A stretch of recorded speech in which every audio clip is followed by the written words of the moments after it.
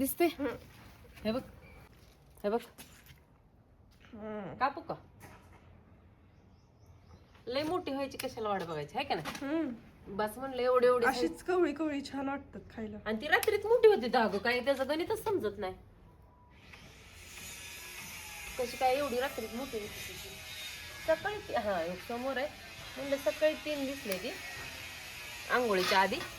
आणि आत्ता कशी काय दिसत नाही ती म्हणलं थांबकी मिरच्या तोडून ठेवल्यात सकाळी फांदीच तुटली माझ्याकडे म्हणलं जाऊ तेवढ्याच होते ते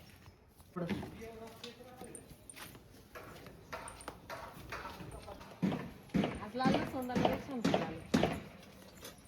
हे बघ आता उन्हाने सुकून पण जाईल कुंडीत आहे त्यातल्या त्यात अजून सावली पोट घेऊन तू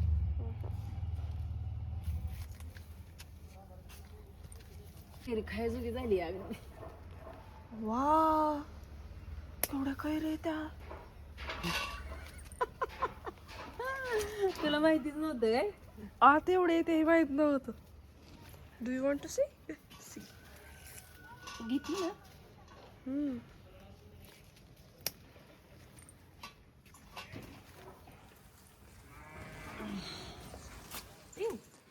पूर्ण डोक्याला लागली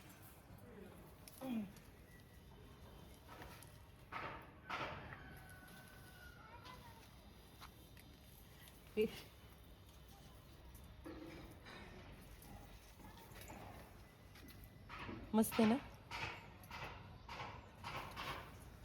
गळल्या पण लय पुढच्या वर्षी तर लय येते ना तुला चांगली काठी दार वांगी येत अगे लय डेंजर काटे त्याला बघू बघ की काटे बघ कसले ह्याला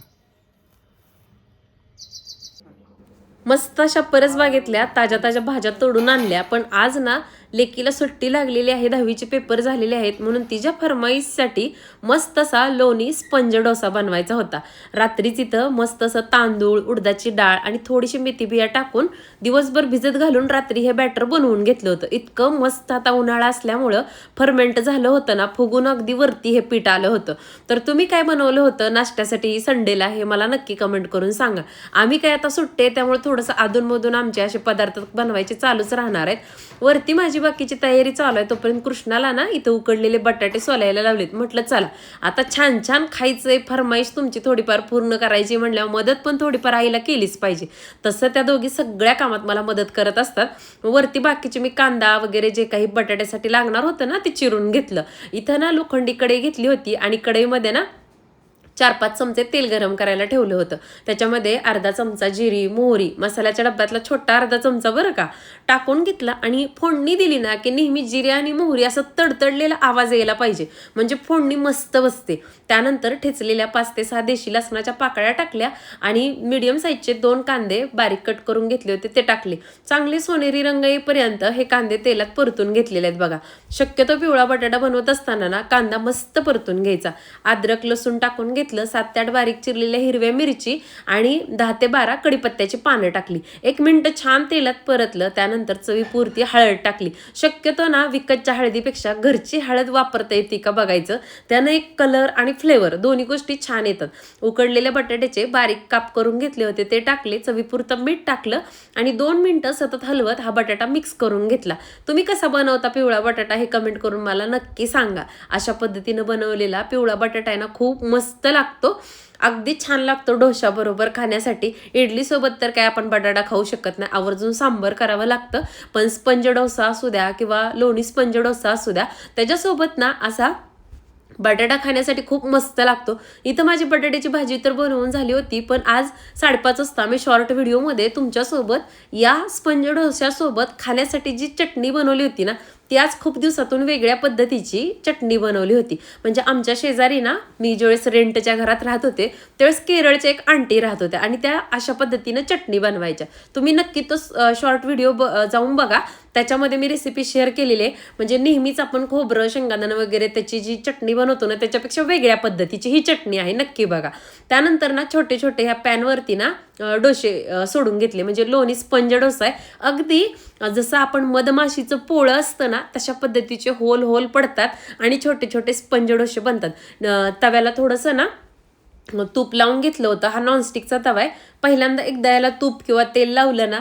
की नंतर याला काही सुद्धा लावावं लागत नाही. अगदी आहे असे तुम्ही तासभर जरी गॅस चालू ठेवला आणि या तव्यावरती डोसे बनवले ना तर अप्रतिम होतात, बिलकुल चिटकत नाहीत बघा. आणि आता इथं एकाच तव्यावरती ना मी 3 छोटे छोटे हे लोणी स्पंज डोसे बनवून घेतले. बटर लावा किंवा तूप लावा, खाण्यासाठी अप्रतिम लागतात हे स्पंज डोसे. आणि आत्ता बघा सुरुवातीच्या 2ला काही एवढी जाळी पडली नव्हती, पण आता नंतर तवा छान तापल्यानंतर बघा आपल्या या तिन्ही स्पंज डोशांना किती छान अगदी मधमाशीचं पोळं असते ना तशा पद्धतीचे छोटे छोटे होल